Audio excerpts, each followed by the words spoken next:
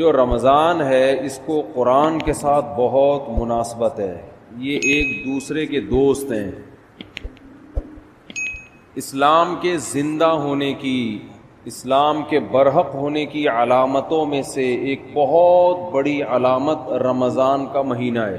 کوئی بھی جھوٹی دعوت، کوئی بھی جھوٹا مذہب 1400 سال گزرنے کے بعد بھی اتنا زندہ اور اتنا ایکٹیو نہیں ہو سکتا جتنا اسلام ہے۔ پوری دنیا میں ایک ہلچل مچ جاتی ہے، پوری دنیا میں مسجدیں بھر جاتی ہیں، لوگ سحری اور افطاری کے انتظامات شروع کر دیتے ہیں، اور اللہ نے جو کتاب اپنے حبیب صلی اللہ علیہ وسلم پر نازل فرمائی اور یہ بتایا کہ یہ آخری کتاب ہے اور اس کی حفاظت میں خود کروں گا، تو اس کی حفاظت کرنے کے جو اللہ نے انتظامات کیے، ان انتظامات میں سے ایک انتظام تراویح کی نماز تھی۔ یہ وہ نماز ہے جو دوسرے مذاہب میں، آسمانی مذہبوں میں ہمیں نہیں ملتی، یہ وہ نماز ہے۔ اگر یہ تراویح کی نماز یہودیوں کے پاس ہوتی تو ان سے تورات ضائع بولیں نہ ہوتی، تورات ضائع ہے۔ جب موسیٰ علیہ السلام پہ تورات نازل ہوئی تھی، اسی وقت لوگ نماز میں اس کی تلاوت شروع کر دیتے اور پوری کتاب ختم کرتے جیسے ہم کرتے ہیں، تو اتنے لاکھوں اس کے حافظ پیدا ہو جاتے اور پڑھتے وہ آج اسی طرح ہوتی جیسے حضرت موسیٰ پر نازل ہوئی تھی۔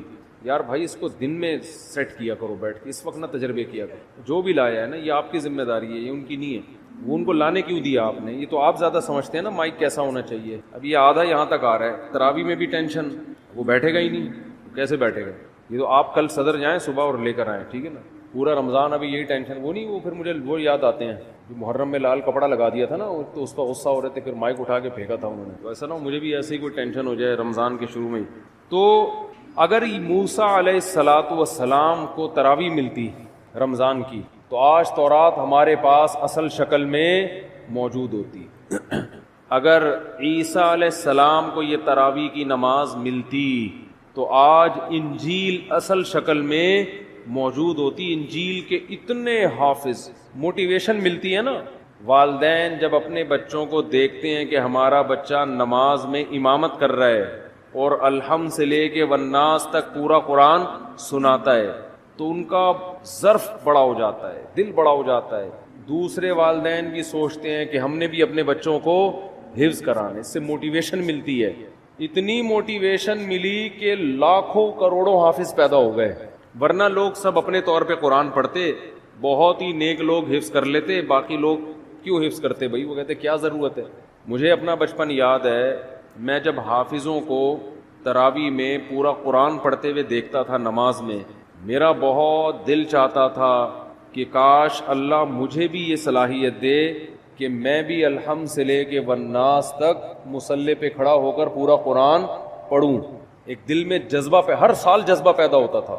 اب بچپن میں تو ہم اسکول کالج میں پڑھے، ہمیں کہاں ٹائم ہی نہیں ملا، لیکن جب ادھر کو آئے نا تو پھر بڑی عمر میں میں نے حفظ کیا، اور بڑی تمنا تھی پڑھائی کے دوران حفظ کرتے کرتے بالآخر جب پہلی مرتبہ میں نے قرآن سنایا ہے تو پوری رات بیٹھ کے میں یاد کرتا تھا، پوری رات۔ بہت مشکل تھی نا، کچا تھا، سنایا صحیح تھا۔ جیسے مجھے یہ موٹیویشن ملی اور بھی مسلمانوں کو یہ موٹیویشن ملتی ہے۔ تو پچھلی کتابیں جو تھیں، چونکہ ان شریعتوں کو اللہ نے ختم کرنا تھا، اللہ کو پتا تھا کہ یہ ایک خاص وقت کے لوگوں کے لیے، زمانہ چینج ہوگا تو اس حساب سے اللہ کا جو آسمانی مذہب ہے اس کے احکام بھی آہستہ آہستہ چینج ہوں گے زمانے کے لحاظ سے۔ تو اس لیے اللہ کے علم میں یہ بات تھی کہ ایک آخری پیغمبر کو میں بھیجوں گا، محمد صلی اللہ علیہ وسلم، اور انہیں جو شریعت دوں گا وہ قیامت تک کے لیے قابل قبول ہوگی۔ ایسی شریعت ہوگی، وہ ہمیشہ، وہ ہر دور میں ہر جگہ پہ چلے گی۔ وہ اب آپ دیکھ لیں پچھلی امتوں کو جو روزے دیے گئے وہ 24 گھنٹے کے روزے تھے۔ آج اگر ہمیں 24 گھنٹے کے روزے مل جاتے، پہلے ہی مارکیٹ سے روزے دار شارٹ ہوتے جا رہے ہیں، اور مارکیٹ سے شارٹ، اور بہت سے لوگ جو گرمیوں میں 24 گھنٹے کے روزے رکھتے وہ 26ویں روزوں پہ آ کے دنیا سے ہی شارٹ ہو جاتے، کیونکہ اب پہلے جیسی قوتیں نہیں ہیں. گرمیوں کے روزے کہاں 24 گھنٹے رکھ سکتا ہے آدمی, تو روزے میں اعتدال پیدا کر دیا اللہ نے. آج جو ہم نے آیتیں پڑھی اس میں کلوا واشربوا حتی یتبین لکم الخیط الابیض من الخیط الاسود من الفجر, کہ کھاؤ اور پیو یہاں تک کہ فجر کا وقت ظاہر ہو جائے, فجر تک کھانے کی اجازت ہے. تو یہ جو تراویح میں ہم قرآن پڑھتے ہیں نا, یہ رسول اللہ صلی اللہ علیہ وسلم نے شروع کیا. اللہ نے آپ پر وحی کی. ایک رات آپ صلی اللہ علیہ وسلم نکلے گھر سے. نبی صلی اللہ علیہ وسلم تہجد اپنے گھر پہ پڑھا کرتے تھے, مسجد میں جا کے نہیں پڑھتے تھے. حالانکہ گھر اور مسجد ساتھ ساتھ ملے ہوئے تھے, لیکن آپ صلی اللہ علیہ وسلم مسجد میں تشریف لے گئے. صحابہ کو اندازہ ہوا کہ جب نبی مسجد میں آ رہے ہیں اس کا مطلب سب کو دعوت دی جا رہی ہے کہ جماعت سے نماز ہوگی. یہ اس کی سائن اور اس کی علامت تھی, کیونکہ نوافل آپ صلی اللہ علیہ وسلم گھر میں اکیلے پڑھا کرتے تھے, اور تہجد میں کبھی کبھار 2-4 صحابہ ساتھ ہو گئے, زیادہ تعداد آپ کے ساتھ تہجد میں شریک نہیں ہوتی. اسی وجہ سے فقہاء نے لکھا ہے کہ نفل نمازوں میں 3-4 سے زیادہ افراد کی جماعت یہ شریعت میں پسندیدہ نہیں ہے. یہ اپنی طرف سے آپ نفل کی جماعتیں نہیں کر سکتے بڑی بڑی, کیونکہ نبی نے نہیں کی ہیں. اشراق کی نماز اکیلے پڑھی, اوابین اکیلے پڑھی ہے. لیکن رمضان میں آپ مسجد میں جب تشریف لائے تو صحابہ سمجھ گئے کہ یہ اپنی نماز نہیں ہوگی, بلکہ اس میں ترغیب دی جا رہی ہے کہ جماعت ہوگی. صحابہ کی اتنی حرص, اتنے لوگ اکٹھے ہو گئے, 3 دن تک آپ آتے رہے, اتنا مجمع اکٹھا ہو گیا, کیونکہ نبی کے پیچھے کون نماز چھوڑے گا بھائی. کہ آپ صلی اللہ علیہ وسلم نے فرمایا مجھے خطرہ ہوا کہ یہ نماز تم پہ فرض نہ ہو جائے, تمہارے شوق کو دیکھتے ہوئے فرض ہو جائے گی تو مشکلات پیدا ہو جائیں گی, لہذا آپ نے ختم کر دی. لیکن جو صحابہ جن میں تفقہ, جن میں بصیرت تھی, وہ سمجھ گئے کہ نبی چاہتے ہیں کہ یہ نماز لوگ پڑھیں, لیکن آپ اس کو 5 نمازوں کی طرح فرض کرنا نہیں چاہتے, لیکن چاہت ہے, ورنہ 3 دن بھی نہ پڑھتے نا. صحابہ نے دیکھ لیا کہ نبی کی یہ کیا ہے, بولو چاہت. اس لیے نبی صلی اللہ علیہ وسلم کے دنیا سے جانے کے بعد جیسے ہی رمضان کا چاند نظر آتا صحابہ مسجدوں کا رخ کرتے. حالانکہ تہجد صحابہ گھر میں پڑھا کرتے تھے, مسجدوں میں نہیں پڑھا کرتے, اور تہجد میں بڑی بڑی جماعتیں نہیں ہوتی تھیں. صحابہ سمجھ گئے کہ یہ نبی کیا چاہتے ہیں, اس نماز کو امت میں رائج کرنا چاہتے ہیں. اس وقت صحابہ نے اس کو الگ سے کوئی نام نہیں دیا تھا, الگ سے کوئی نام نہیں دیا تھا, بس قیام اللیل رات کی نماز ہے, رمضان میں جماعت سے ہوگی. ہے ایسی صحابہ کرام کی حرص تھی اس نماز میں, کیونکہ بدعت نہیں تھی, کیونکہ دیکھ چکے تھے نا نبی کر چکے ہیں, کہ حضرت ابو بکر کے دور میں سب جماعتوں میں بٹے ہوئے ہوتے تھے. سارے صحابہ چونکہ حافظ نہیں تھے, حضرت ابو بکر, عمر, علی, عثمان, چاروں صحابہ رضی اللہ عنہم یہ حافظ تھے. ان کو مسجد میں جماعت سے پڑھنے کی ضرورت بولو نہیں تھی, کیونکہ تراویح کا بڑا مقصد ایک یہ ہے کہ جس کو قرآن یاد نہیں ہے وہ حافظ کے پیچھے قرآن سن کر اپنے قرآن کا دور مکمل کر لے. حضرت عمر یہ نماز گھر میں پڑھا کرتے تھے, اور علماء کہتے ہیں کہ جس کو قرآن یاد ہو اس کے لیے خود سے تراویح پڑھانا یہ کسی کے پیچھے پڑھنے سے بہتر ہے. سمجھ رہے ہیں کہ نہیں سمجھ رہے ہیں؟ نہیں یاری میرا خیال ہے بات سمجھ میں, ابھی تو آپ کے اچھے بھی سمجھیں گے انشاءاللہ. آواز گونج تو نہیں رہی نا؟ گونج رہی ہے, بہت گونج کرو یار, اللہ کا واسطہ مجھے سمجھ میں نہیں آ رہی. رمضان آتے ہی ٹینشن اسٹارٹ. تو جو حافظ ہے نا, حافظ جو خود پورا قرآن پڑھ سکتا ہے, اسے چاہیے اپنی الگ جماعت کرائے, الگ جماعت, تاکہ اس کا قرآن کیا ہو جائے, پورا ریپیٹ ہو جائے. جو حافظ نہیں ہے وہ حافظ کے پیچھے پڑھیں. صحابہ یہی کیا کرتے تھے. نبی نے فرمایا نا 73 فرقوں میں سے جنتی کون ہے, جو میرے اور صحابہ کے طریقے پر. تو صحابہ کیا کرتے تھے, حضرت ابو بکر کے دور میں جو قاری اچھا لگتا کہ بھئی آپ زیادہ اچھا پڑھتے ہو, چلو بسم اللہ کرو, آگے کھڑے ہو, ہم آپ کے پیچھے نیت باندھتے ہیں. یہ رمضان کے علاوہ یہ کام نہیں ہوتا تھا. اگر رمضان کے علاوہ ہوتا نا, حضرت ابو بکر روکتے, بدعت کہہ کے روکتے اس کو کہ یہ تم نے کیا شروع کر دیا نیا کام. حضرت ابو بکر کے دور میں تراویح کی نمازیں ہوئیں, لیکن سب نے اخپل طریقے سے پڑھی. جماعتیں ہوئیں, ایک مسجد میں کئی جماعتیں ہوتی تھیں. بھائی مجھے یہ والا قاری پسند ہے, اس کی آواز اچھی ہے, چلو بھائی آ جاؤ. مجھے وہ والا اچھا لگ رہا ہے, اس کی آواز اچھی ہے, چل بھائی میں اس کے پیچھے پڑھوں گا, آپ اس کے پیچھے پڑھیں. بعض لوگ اسپیڈ کو دیکھ رہے ہوتے ہیں, آواز کے بجائے کس کو دیکھتے ہیں؟ بھائی فلاں کی اسپیڈ تیز ہے, ہم اس کے پیچھے پڑیں گے. امید ہے صحابہ تو یہ نہیں کرتے ہوں گے اسپیڈ, ٹھیک ہے نا, وہ کون زیادہ اچھا پڑھتا تھا. تو حضرت ابو بکر کے دور میں جتھوں کی شکل میں کئی جماعتیں مسجد میں ہو رہی ہیں. یہ رمضان کے علاوہ نہیں ہوتی تھی, ہوتی تو روکتے ان کو نا حضرت عمر کے بھی, کیا بدعت شروع کر دی ہے, لیکن حضرت ابو بکر نے ان کو روکا نہیں, کیونکہ جانتے تھے کہ نبی سے یہ ثابت ہے. حضرت عمر رضی اللہ تعالی عنہ کا دور آیا, آپ رمضان میں مسجد میں آئے رات کے وقت, دیکھا کوئی ادھر نماز پڑھ رہا ہے جماعت سے, کوئی ادھر پڑھ رہا ہے, کوئی ادھر پڑھ رہا ہے, ایک رونق مسجد میں. حضرت عمر نے فرمایا کہ یہ ایک امام کے پیچھے جمع ہو جائیں تو کتنا اچھا ہو. ہر آدمی اخپل طریقے سے کیوں پڑھ رہا ہے بھائی, مسجد میں کیا ہونا چاہیے, بولو, ایک امام, ایک بڑی جماعت ہو نا. کیونکہ نبی صلی اللہ علیہ وسلم نے رمضان کی راتوں میں جو 3 دن تراویح پڑھی, وہ مسجد کو ایک رونق دی ہے, اور وہ ایک امام تھے اور ان کے پیچھے سب نے نماز پڑھی ہے. تو مسجد کی رونق اس میں ہے کہ ہر آدمی اخپل طریقے سے کسی امام کے پیچھے نماز پڑھنے کے بجائے ایک امام کے پیچھے, بولو, نماز پڑھے.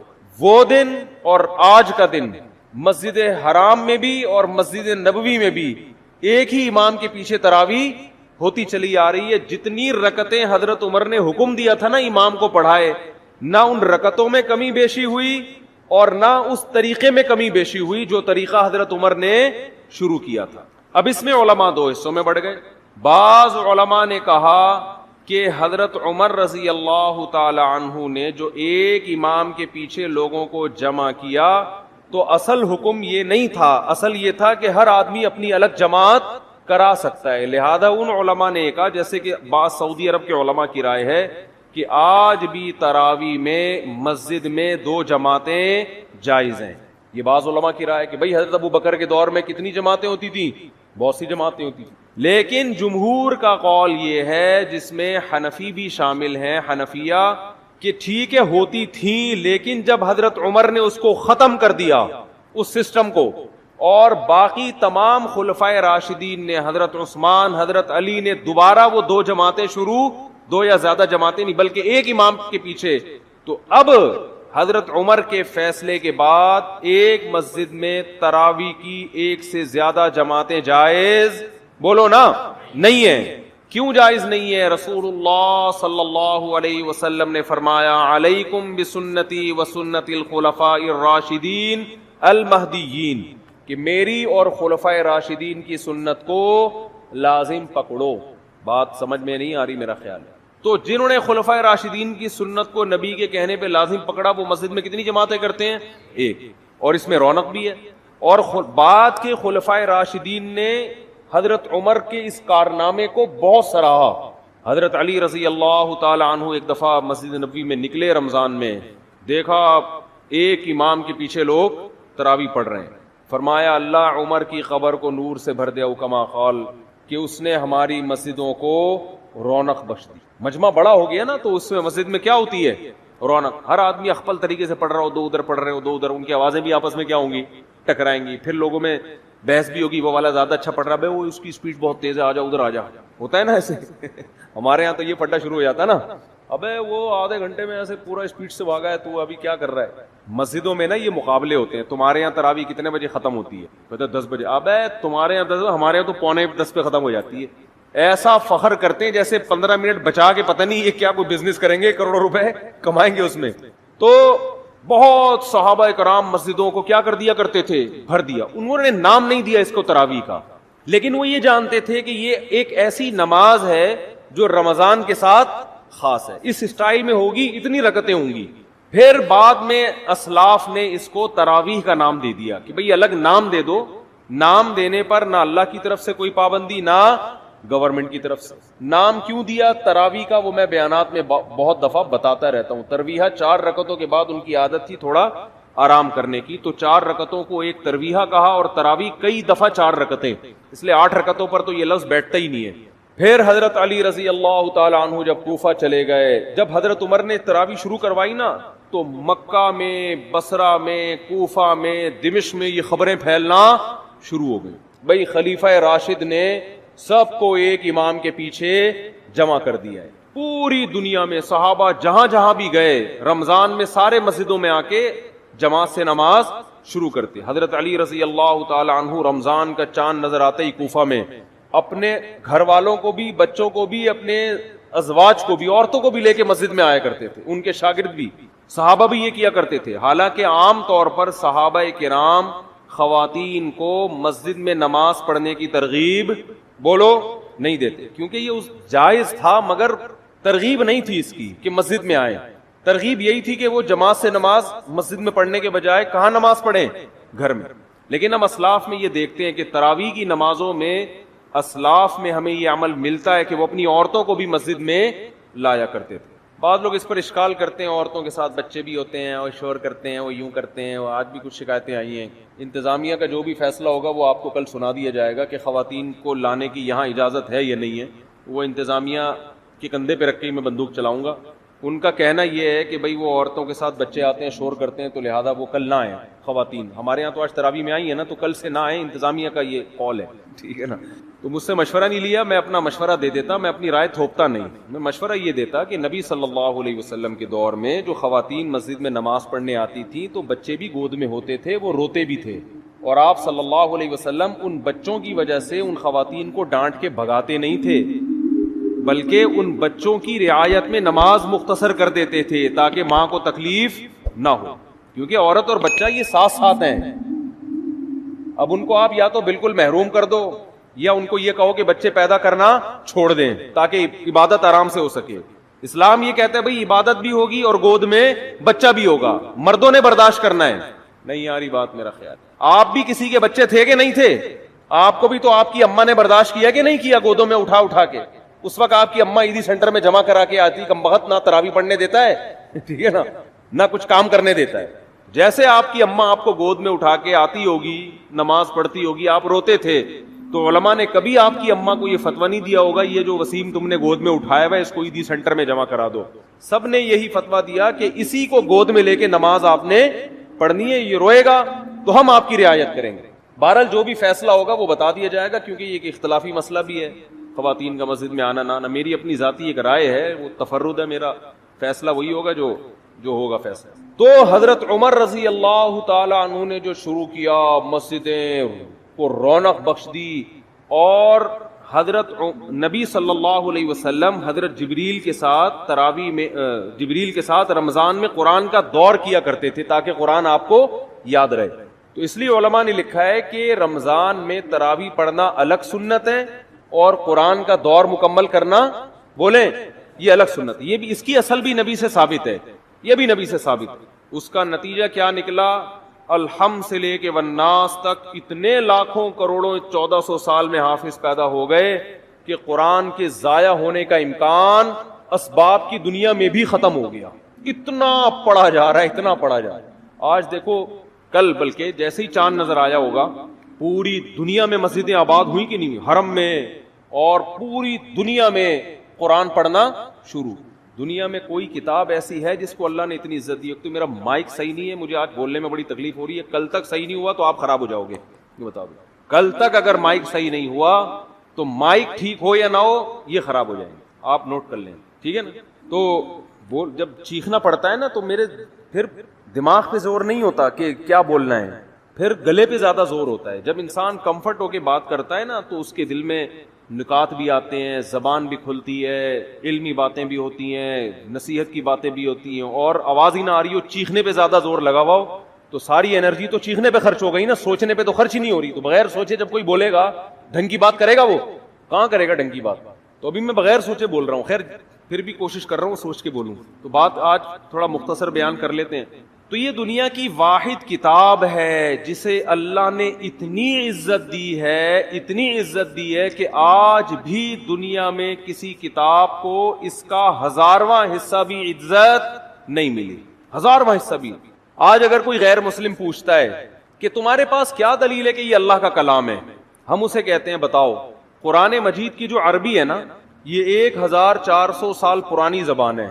اللہ نے اس قرآن کی حفاظت کے لیے صرف حافظوں کو پیدا نہیں کیا بلکہ اس زبان کو محفوظ کر دیا جس زبان میں یہ قرآن نازل ہوا ہے. آج سے 1400 سال پہلے کی کوئی زبان اب محفوظ نہیں ہے, اور عربی اتنی زبردست محفوظ ہے کہ جو الفاظ صحابہ تابعین اور عرب کے نبی سے 40 سال پہلے کی عربی میں جو الفاظ استعمال ہوتے تھے نا, وہی الفاظ آج عربی زبان میں, وہی اردو زبان میں, بہت سے ان میں سے فارسی زبان میں, بہت سے انگریزی میں استعمال ہو رہے ہیں. دنیا کی واحد زبان ہے جو دوسرے زبانوں سے الفاظ لینے کے بجائے اپنے الفاظ دوسری زبانوں کو ادھار دے رہی ہے, وہی الفاظ استعمال ہو رہے ہیں. 1400 سال پہلے, بلکہ اس سے بھی پہلے, عربی میں پانی کو ماں کہا جاتا تھا. آج بھی کیا کہا جاتا ہے؟ ماں. ڈاکٹر محمود غازی جو ہے نا, ایک بہت بڑے اسکالر گزرے ہیں, بڑے خاندانی اسکالر, اللہ ان کی قبر کو نور سے بھر دے, بڑا تحقیقی کام کیا انہوں نے لکھا کہ ایک عجیب بات لکھی کہ دیکھو, نبی صلی اللہ علیہ وسلم کے والد اگر زندہ ہو کے آج آ جائیں, 1400 سال پرانا کوئی انسان اگر آج زندہ ہو کے آ جائے جو عربی کے علاوہ ہو, وہ ہم سے بات کرے, کسی سے بھی سمجھ میں آئے گا کیا کہہ رہا ہے؟ بڑے بڑے مورخین بیٹھ جائیں گے, عجائب گھر سے لوگوں کو نکلوانا پڑے گا زندہ کر کے نا, کہ یار اس کو سمجھو بول کیا رہا ہے. لیکن انہوں نے کہا کہ رسول اللہ صلی اللہ علیہ وسلم کے والد اگر آج زندہ ہو کے آ جائیں, حضرت عبداللہ, اور آج وہ ہم سے ہم کلام ہو, کوئی بھی بات کریں, دنیا کے 20 ملک کے کروڑوں عوام اس کو سمجھے گی. ایک ملک نہیں, 20 کے قریب ملک ہیں جن کی زبان عربی ہے, وہ 20 ملک کے لوگ ان کی زبان سمجھیں گے, پورا ایک ایک لفظ سمجھیں گے یہ کیا کہہ رہے ہیں, ایک ایک لفظ سمجھیں گے. ایسا اللہ نے عربی زبان کو محفوظ کیا تاکہ یہ قرآن جب لوگوں کے سامنے پڑھا جائے تو لوگ یہ نہ سمجھیں یہ ہماری عقل میں نہیں آ رہا, ہم اس کو سیکھ ہی نہیں سکتے, ہم اس کو سمجھ ہی نہیں سکتے. اور دوسری بات کہ عربی زبان میں بھی مشکل زبان بھی ہے, آسان زبان بھی ہے, لیکن قرآن کی زبان اللہ نے بے انتہا آسان بنائی ہے. میں عجیب بات آپ کو بتاؤں, ہم جب مدرسوں میں عربی گرامر سیکھتے ہیں نا, عربی زبان سیکھتے ہیں, بس آگے عربی میں ہوتا ہے, تو عربی زبان سیکھنے کے بعد سب سے پہلے جو کتاب ہمیں سمجھ میں آتی ہے وہ قرآن. حدیث تھوڑی اور مشکل, اور فقہ کی کتابیں اور مشکل, عربی ادب اور مشکل. یعنی آپ اگر کوئی زبان سیکھیں نا تو بہت آسان کتابیں آپ کی سمجھ میں سب سے پہلے آئیں گی نا. ارے آپ نے انگلش سیکھی, ابھی تازہ سیکھی ہے, تو انگلش کی جو پہلی کتاب ہے وہ تو سمجھ میں آئے گی, دوسری جماعت کی کتاب آسانی سے سمجھ میں نہیں آئے گی, کیونکہ آپ نے جمعہ 8 دن تو ابھی انگلش سیکھی ہے آپ نے, تو سب سے آسان کتاب سمجھ میں آ جائے گی آپ کے. تو قرآن اتنی آسان عربی ہے قرآن مجید کی کہ عربی سیکھنے والا طالب علم سب سے پہلے کون سی چیز سیکھتا ہے, کون سی کتاب سمجھتا ہے؟ قرآن مجید. کتنا آسان. الحمد للہ رب العالمین, تمام تعریفیں اس اللہ کے لیے جو تمام جہانوں کا پالنے والا رب. یہ سارے الفاظ اردو میں یوز ہو رہے ہیں. حمد و ثنا ہے کہ نہیں ہے؟ للہ, اللہ کو بولتے ہیں. رب العالمین, رب عالمین کا معنی سارے جہاں. الرحمن, بڑا مہربان. الرحیم, بہت رحم کرنے والا. رحمان رحیم اردو میں استعمال ہو رہے کہ نہیں ہو رہے؟ بہت ساری زبانوں میں استعمال ہو رہے ہیں یہ. ارض کسے کہتے ہیں عربی میں؟ زمین کو. انگلش میں کسے کہتے ہیں زمین کو؟ کیا کہتے ہیں؟ ارتھ. یہ عربی سے آیا انگلش میں, اور بہت سے الفاظ عربی سے انگلش میں گئے ہیں. ایسی زبان کہ وہ تو محفوظ ہے ہی, اس نے دوسری زبانوں پہ اپنا اثر ڈال دیا, دوسری زبانوں کا اثر قبول نہیں کیا اس, ورنہ زبان دوسری زبان کا اثر قبول کر کے تبدیل ہو جاتی ہے. ایسی خاندانی زبان اللہ نے بنایا عربی کو, قرآن کی وجہ سے محفوظ کیا. الرحمن الرحیم, مالکی, مالک کا لفظ اردو میں استعمال ہوتا ہے, مالک کا معنی مالک. یوم الدین, یوم کسے کہتے ہیں؟ دن کو کہتے ہیں نا, یوم سیاہ. الدین, روز جزا. ایاک نعبد, نعبد عبادت سے نکلا ہے, عبادت کا لفظ اردو میں نعبدو بنا دیا نا اس کو, عبادت کا لفظ استعمال ہوتا ہے. تو ایسی زبان کہ اتنی صاف ستھری, اور ایسی. ایک انگریز نے یہ بات لکھی ہے, بڑی خاندانی بات, اس کو نوٹ کر لیں. اس نے یہ کہا ہے, گورے کی بات ہے, مجھے موقع ملا میں اس کا حوالہ پیش کروں گا, کہ اگر کوئی شخص یہ چاہتا ہے کہ لوگ اس کی تحقیق سے 1000 سال بعد بھی اس طرح فائدہ اٹھائیں جیسے آج اٹھا رہے ہیں, تو وہ کتاب اگر لکھنا چاہتا ہے تو ایسی کتاب میں اس کے لیے عربی کے علاوہ اس کے پاس کوئی آپشن نہیں ہے. نہیں آ رہی بات؟ یعنی آپ یہ چاہتے ہیں نا کہ آپ کی کتاب 1000 سال بعد بھی لوگ سمجھیں, تو عربی زبان کے علاوہ کسی اور کتاب میں آپ کسی اور زبان میں آپ ایسی کتاب نہیں لکھ سکتے. اور یہ بالکل صحیح کہا انگریز نے. اس نے یہ بات کی ہے کہ عربی میں 1000 سال پہلے کی جو کتابیں ہیں نا, جو لکھی گئی ہیں، 1200 سال پہلے جو کتابیں لکھی گئی ہیں، چاہے وہ سائنس کے موضوع پر ہوں، چاہے وہ دین کے موضوع پر ہوں، چاہے وہ فزکس کے موضوع پر ہو، جو مسلمان سائنسدان ہے، البیرونی نہیں تھا فلکیات، ماہر فلکیات تھا 800 سال پہلے البیرونی، اس نے کرو ٹریگنومیٹری کی بنیاد رکھی ہے. جتنی کرو ٹریگنومیٹری ہے نا آج گورے جو استعمال کرتے ہیں، یہ ساری البیرونی سائنسدان کی ایکویشنز ہیں. تو ہمارے شیخ حضرت مفتی رشید احمد صاحب نے البیرونی کی کتابیں پڑھ کے کرو ٹریگنومیٹری سیکھی ہے، اور پوری کیلکولیشن کرنا یہاں بیٹھے بیٹھے قبلہ کہاں ہے، اور جو کرو ٹریگنومیٹری بہت مشکل ہوتی ہے اس کی ایکویشنز. تو وہ 700 سال پہلے کے سائنسدان کی کتاب پڑھ کے انہوں نے عربی وہ ٹریگنومیٹری سیکھی ہے.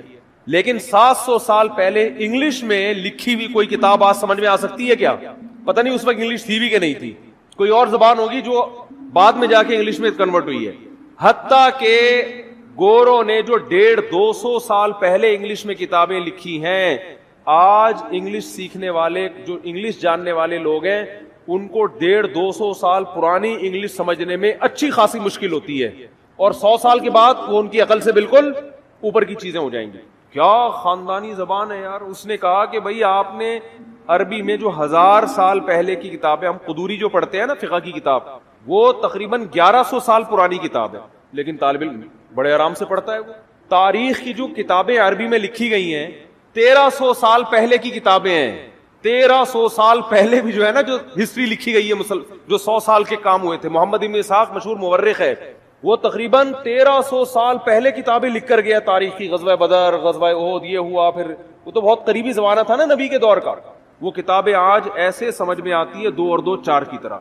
تو بتاؤ 1300 سال پرانی کوئی زبان ہے جو آج سمجھ میں آئے؟ تو اس انگریز نے لکھا کہ عربی وہ واحد زبان ہے کہ آپ اگر اپنی سائنسی تحقیقات عربی میں لکھیں گے تو آپ کی ان تحقیقات سے 1000 سال بعد بھی فائدہ اٹھایا جا سکے گا.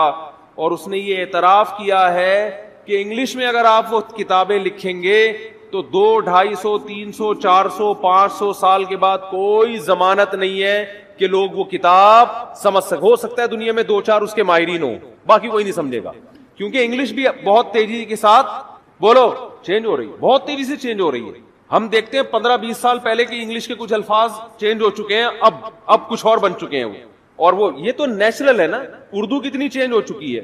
آپ مرزا غالب کو لے کر آئیں، سمجھ میں آئے گا کیا بول رہے ہو بھائی؟ پہلے اس نے مس کہا، پھر تک کہا، پھر بل کہا، اس طرح ظالم نے مستقبل کے ٹکڑے کر دیے. یہ تو چلو سمجھ میں آ رہا ہے. انگشت بدنداں رہ گیا میں. مرزا غالب تو اس طرح کی باتیں کیا کرتے تھے نا، نہیں سمجھ میں. اور 100 سال کے بعد یہ ہمارے جتنے یوٹیوب پہ بیان چل رہے ہیں نا، کسی کی کھوپڑی میں لوگ بولیں گے 100 سال پہلے مفتی طارق مسعود گزرے تھے، کیا کہہ رہے ہیں؟ لوگ کہیں گے یار اتنی گاڑی اردو، استغفر اللہ.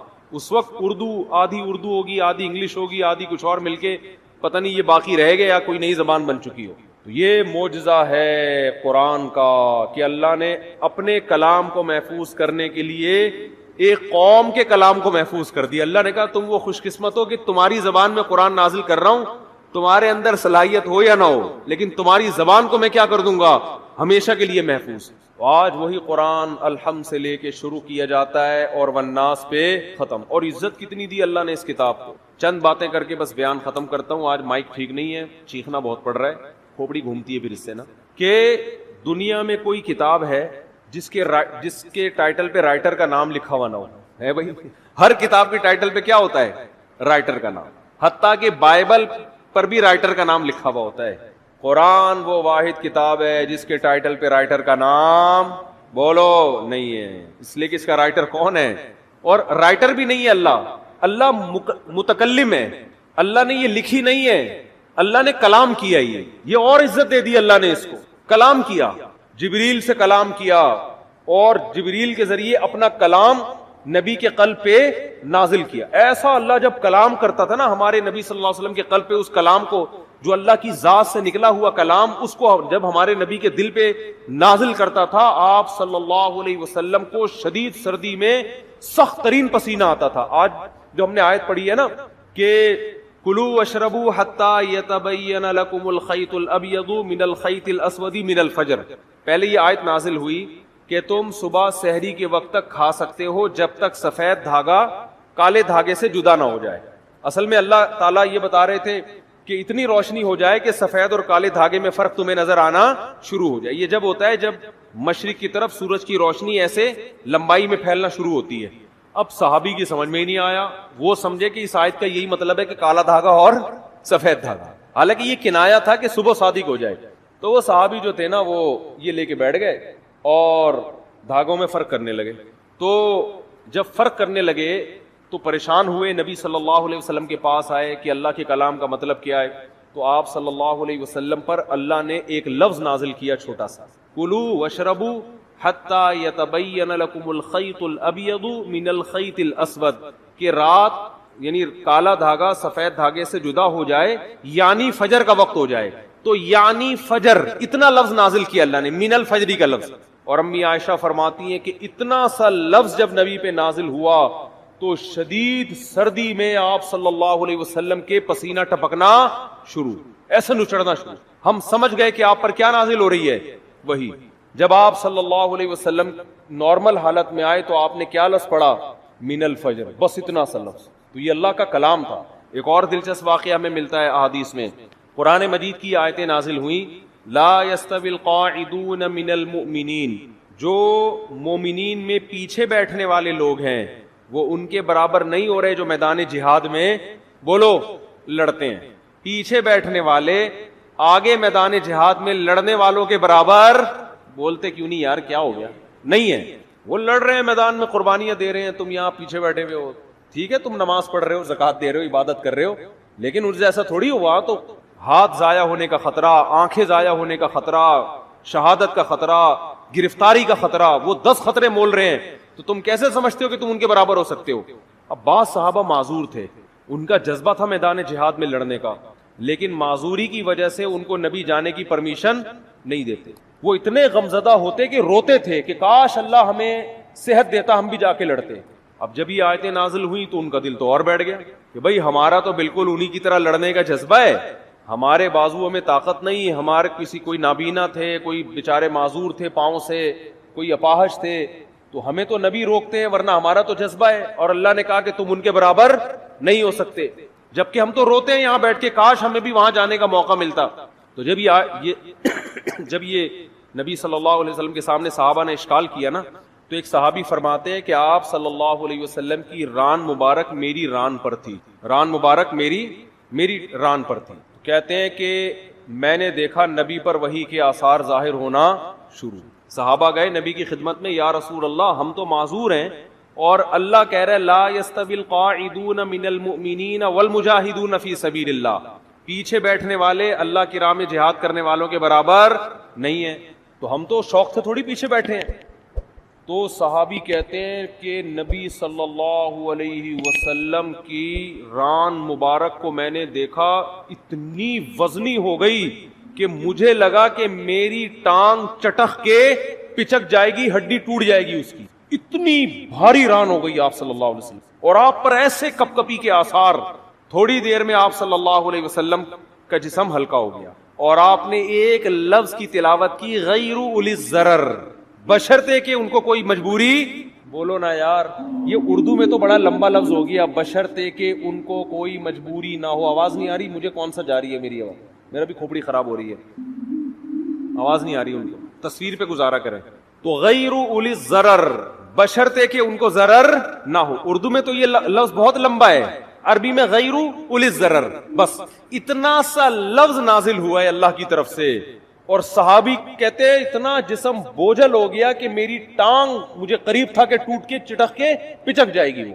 اور ایسے آپ صلی اللہ علیہ وسلم کے پسینہ نچڑنے لگا جہاں پہ. میں یہ سوچتا تھا کہ جب اللہ نے یہ نازل کرنا ہی تھا ہے بھائی کہ جو پیچھے بیٹھنے والے لوگ ہیں وہ آگے جانے والوں کے برابر نہیں ہے, بشرطے کہ ان کو کوئی معذوری نہ ہو, تو پہلے ہی نازل کر دیتا. کیا ہو گیا بھائی, کیا ہو گیا یار, تاکہ صحابہ کو اشکال ہی نہ ہوتا. صحابی نے آ کے اشکال کیا کہ ہم تو عذر سے بیٹھے ہوئے ہیں, تو ہم بھی ان کے برابر نہیں ہیں جو آگے لڑ رہے ہیں. پھر اشکال کیا, پھر اللہ نے کیا دیا, جواب دیا. تو اس کی ضرورت کیا تھی, اللہ کو تو پتا تھا کہ ان کے دل میں اشکال پیدا ہوگا, تو اللہ اشکال کرنے سے پہلے ہی پوری آیت نازل کر دیتے نا. پہلے آدھی نازل کی, پھر اس میں ایک جوڑ دیا, ایک اس میں جو ہے نا گویا کہ ایک پیون لگایا گیا ہے. تو اصل میں یہ حکمت تھی قرآن کی حقانیت, قرآن کی حقانیت کہ نبی اپنی طرف سے ایک لفظ کا بھی اس میں اضافہ نہیں کر سکتے، ورنہ نبی اس کی تشریح کر دیتے نا کہ بھائی تم جو میرے پاس آئے ہو اور یہ پوچھ رہے ہو کہ پیچھے بیٹھنے والے آگے بیٹھنے والوں کے برابر نہیں ہیں، تو میں نے اللہ سے پوچھا، اللہ نے مجھے بتا دیا ہے، میرا وہی تو ویسے بھی آتی تھی نا جس کو حدیث کہا جاتا ہے، یہ بھی تو اللہ سے پوچھ کے ہی باتیں کرتے تھے آپ صلی اللہ علیہ وسلم. تو میں نے اللہ سے پوچھا، اللہ نے بتایا کہ اس میں خود بخود یہ شرط لگی ہوئی ہے کہ بشرطے کہ کوئی عذر نہ ہو، یہ بتا دیتے. لیکن نہیں، اللہ نے یہ ثابت کرنا تھا کہ اس میں نبی اپنی طرف سے کوئی ایڈیشن بولو نہیں کر سکتے، اور صحابہ کو یہ بھی دکھانا تھا کہ یہ نبی کے اپنے الفاظ نہیں ہیں، یہ آسمان سے نازل ہوئے ہیں، اپنے الفاظ میں انسان کی یہ کیفیت نہیں ہوتی، یہ واقعی من جانب اللہ الفاظ نازل ہو رہے ہیں کہ ایک لفظ نے اتنا بوجھل بنا دیا کہ آج تم نے اپنی آنکھوں سے دیکھ لیا کہ تمہاری ٹانگ ٹوٹ کے ہلاک ہونے والی تھی. اس کا مطلب یہ ایک لفظ کا بوجھ ہے جو اللہ کی ذات سے نکلا اور پیغمبر کے قلب پہ نازل ہوا، تاکہ صحابہ کو اور اطمینان ہو جائے کہ یہ ان کا کلام نہیں ہے. اپنے کلام کے وقت یہ کیفیت تھوڑی ہوتی ہے انسان کی. تو ایسا اللہ نے حفاظت کا وعدہ کیا، اور کیسی عزت دی اللہ نے. کتاب پہ ٹائٹل پہ مؤلف کا نام بولو نہیں. تعارف کیا ہو رہا ہے؟ کتاب میں انٹروڈکشن ہوتا ہے نا شروع میں، یہ کتاب فلاں سن میں لکھی گئی ہے، ایک حادثہ ہوا تھا، اس کے نتیجے میں ہم نے یہ لکھی. قرآن اپنے آپ کو انٹروڈیوس کیا کرواتا ہے؟ ذالک الکتاب، اے لوگو یہ کتاب ہے. کیا انداز ہے نا کتاب شروع ہونے کا، اے لوگو یہ کتاب، لا ریب فیہ، اس میں کوئی شک نہیں ہے کہ یہ کس کی طرف سے ہے؟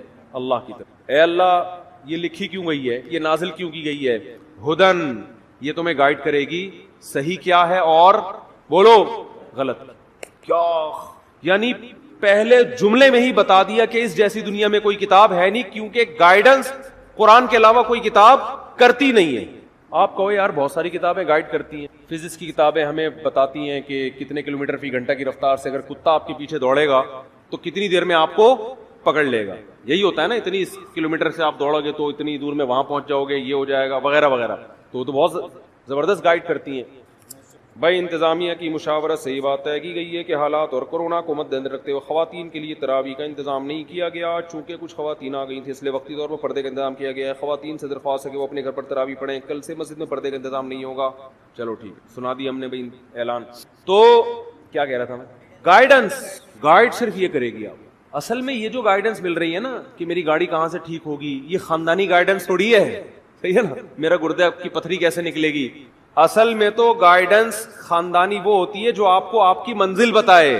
دیکھو آپ سفر میں راستہ بھول گئے کہ جانا کہاں ہے، تو بہت سے لوگ آپ کو گائیڈ کرتے ہیں، کچھ آپ کو بتاتے ہیں واش روم کہاں ملے گا آپ کو، تاکہ آپ کا پیٹ کیا ہو جائے، تھوڑا ہلکا ہو جائے. گائیڈ تو وہ بھی کر رہا ہے، اس کو آپ اتنی ویلیو نہیں دیں گے. ایک یہ بھی گائیڈ کرے گا یار ادھر ہوٹل ہے وہاں کھانا کھا لینا. لیکن آپ کو جو اصل گائیڈنس چاہیے وہ کیا، کہ میری منزل کہاں ہے، مجھے جانا کہاں ہے. ان چیزوں میں آپ دوسرے درجے میں دلچسپی لوگے. پہلے آپ اس فکر میں لگے رہو گے کہ مجھے منزل کا پتہ چل جائے، میں نے جانا کہاں ہے. مثال کے طور پر آپ جا رہے ہو پشاور کی طرف، راستہ بھول گئے. اب آپ سب سے زیادہ فکر اس کی نہیں کرو گے کہ واش روم کہاں ہے، ہوٹل کہاں ہے، پانی کہاں سے ملے گا، چائے کا گٹکا کہاں سے ملے گا، نسوار کی دکانیں کہاں آئیں گی، گٹکے کی کہاں آئیں گی.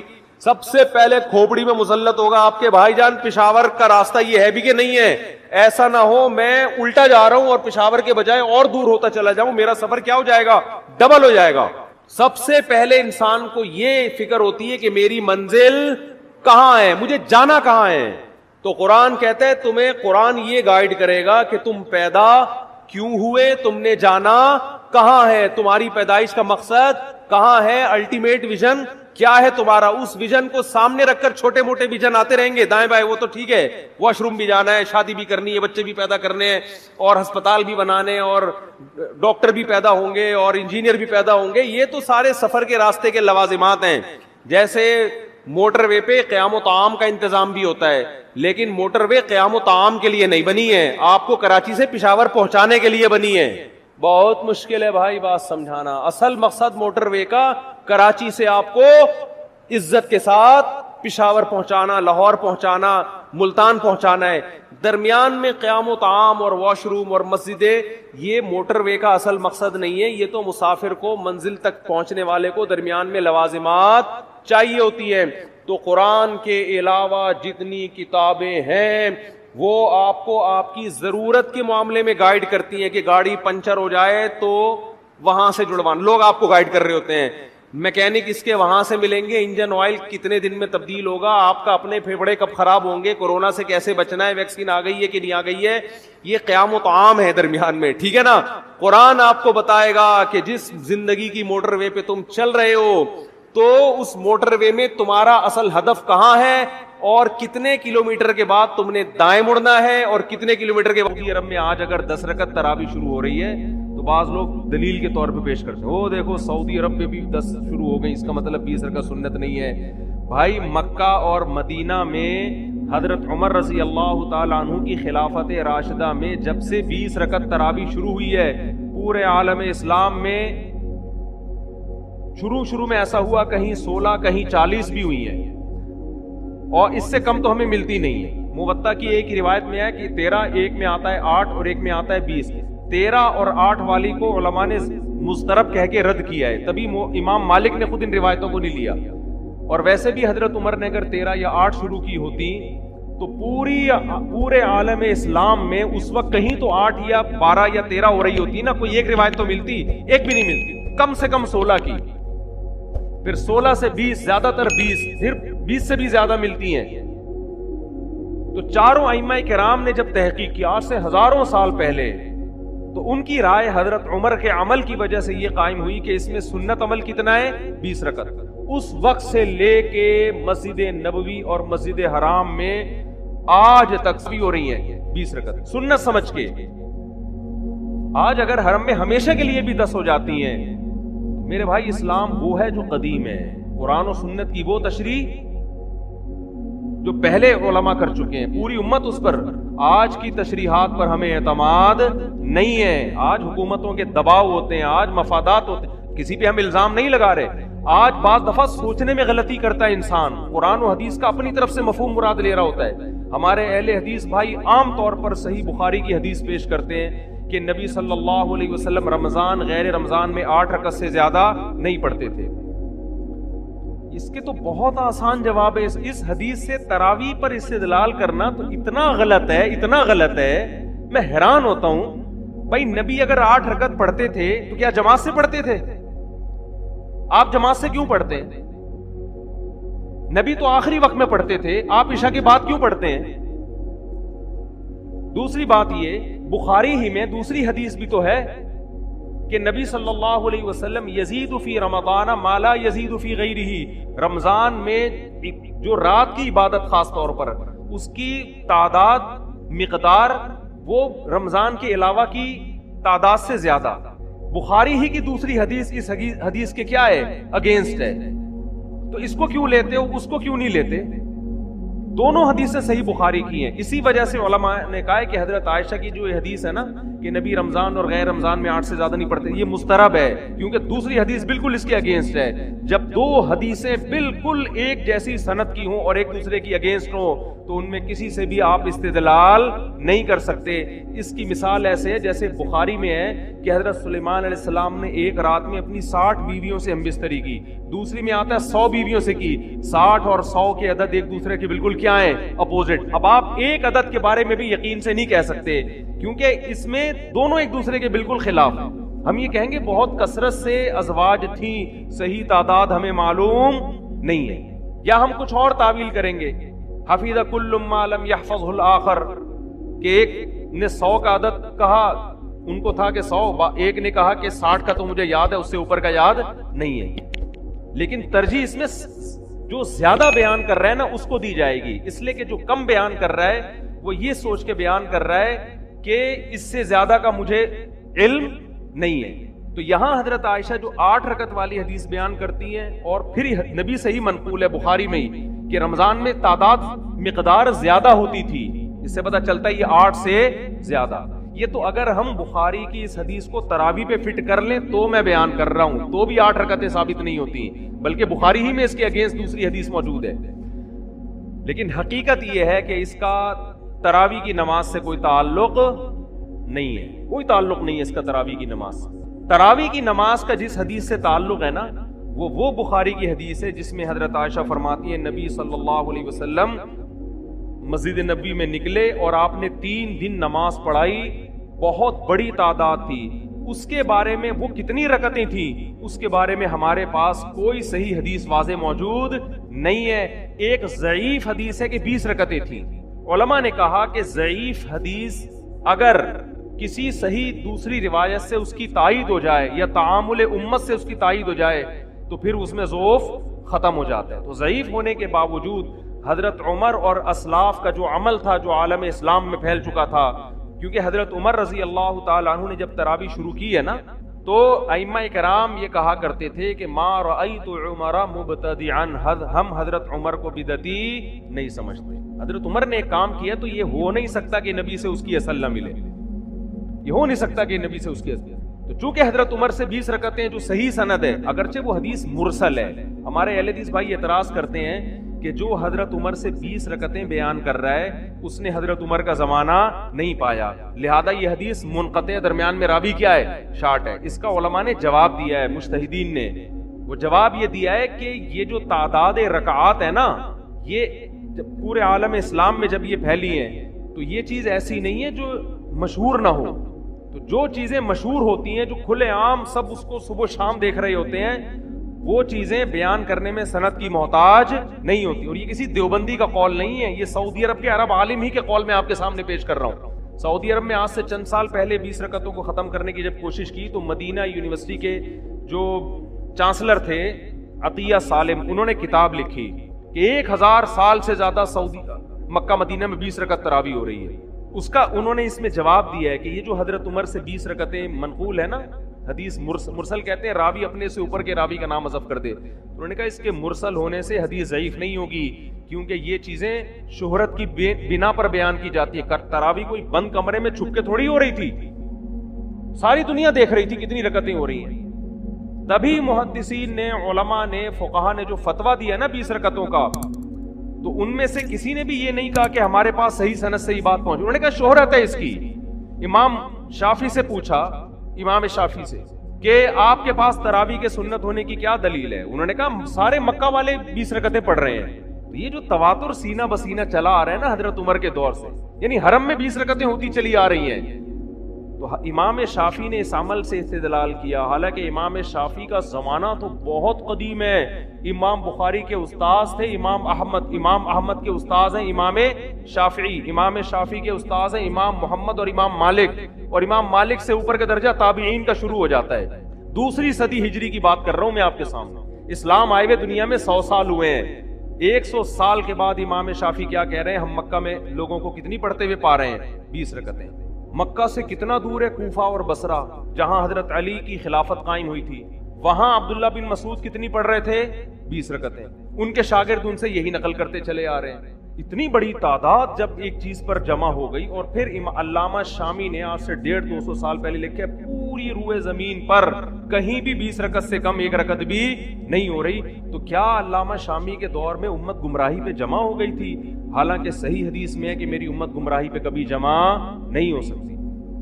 تو ہم آپ سے مطالبہ کرتے ہیں کہ اگر آپ صحیح بخاری کی اس 8 رکعت والی حدیث کو کہتے ہو نا کہ وہ اصل ہے, پہلا سوال یہ ہے کہ وہ انفرادی پڑھی گئی ہے, آپ جماعت سے کیوں پڑھتے ہو؟ آپ رکعتیں نبی سے لے رہے ہو, جماعت کس سے لے رہے ہو؟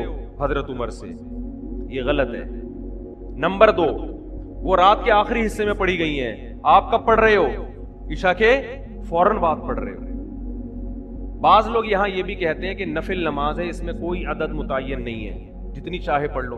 خوب سمجھ لیں, نفل نماز میں جماعت لوگوں کو اکٹھا کر کے پڑھنا یہ جائز نہیں ہے جب تک آپ کے پاس اس کا ثبوت نبی صلی اللہ علیہ وسلم سے صراحتاً یا دلالتاً نہ ہو. صراحتاً کا مطلب نبی سے سند ہو, دلالن کا مطلب صحابہ نے کیا ہو, صحابہ کا عمل یہ بتا رہا ہو کہ نبی نے کیا ہوگا. بعض چیزیں صراحتاً ہوتی ہیں, بعض کیسے ہوتی ہیں, دلالتاً. دلالتاً کا مطلب یہ ہوتا ہے کہ جیسے ہم نے اپنی آنکھوں سے تو نہیں دیکھا, سورج کی روشنی دیکھ کر یقین ہو رہا ہے کہ سورج نکلا ہوا ہے, تو صحابہ کا عمل دیکھ کر یقین ہو گیا کہ یقیناً نبی نے یہ عمل کیا ہے. اس کو کہتے ہیں دلالتاً. تو نبی صلی اللہ علیہ وسلم, ہاں لوگ یہ کہتے ہیں کہ بھائی کوئی عدد متعین نہیں ہے, جتنی چاہے پڑھ لو, اور ہم 8 اس لیے پڑھتے ہیں کہ لوگوں نے 20 کو سنت قرار دے دی ہے, تو جتنی چاہے پڑھ لو.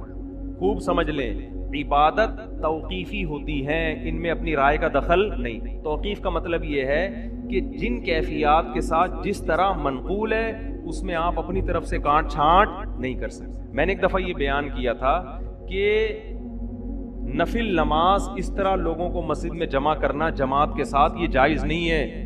تو جتنی رکعتوں کا ثبوت ہوگا اتنی جائز ہوں گی, اس سے زیادہ کی اجازت نہیں ہوگی, نہ اس سے کم کی ہمیں اجازت. کم کی اجازت کا مطلب اس سے کم کو سنت قرار دینا.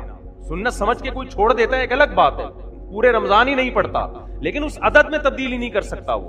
تو لوگوں نے نا اس پہ کمنٹ میں بڑا مذاق اڑایا کہ لو بھائی نیا فتویٰ آ گیا. تو میں ان لوگوں سے پوچھتا ہوں اگر یہ جائز ہے تو عید کی رات بھی کر لو نا یہ کام.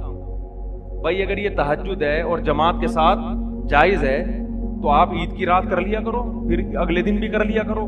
یہ کیا بات ہے کہ چاند نظر آیا, جتنی رکعتیں تراویح کی تھیں وہیں چھوڑ کر مارکیٹ سے کیا ہو گئے, شارٹ ہو گئے. کیوں؟ اب اس کو جماعت سے پڑھنا, اس نفل نماز کو اس طریقے سے, یہ عمل کیا بن جائے گا, بدعت. تو اس کے لیے ثبوت چاہیے, جتنی رکعتوں کا ثبوت ہوگا اتنی ہی سنت ہوں گی.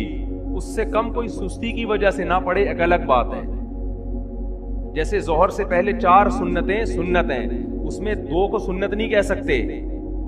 ہاں کوئی سستی کی وجہ سے پوری 4 چھوڑ دے یا 2 پڑھ لے, وہ اس کا اپنا مسئلہ ہے. تو تراویح کوئی 10 پڑھ لے, کوئی 8 پڑھ لے, کوئی 4 پڑھ لے, کوئی 16 پڑھ لے, یہ اس کا اپنی ٹینشن ہے.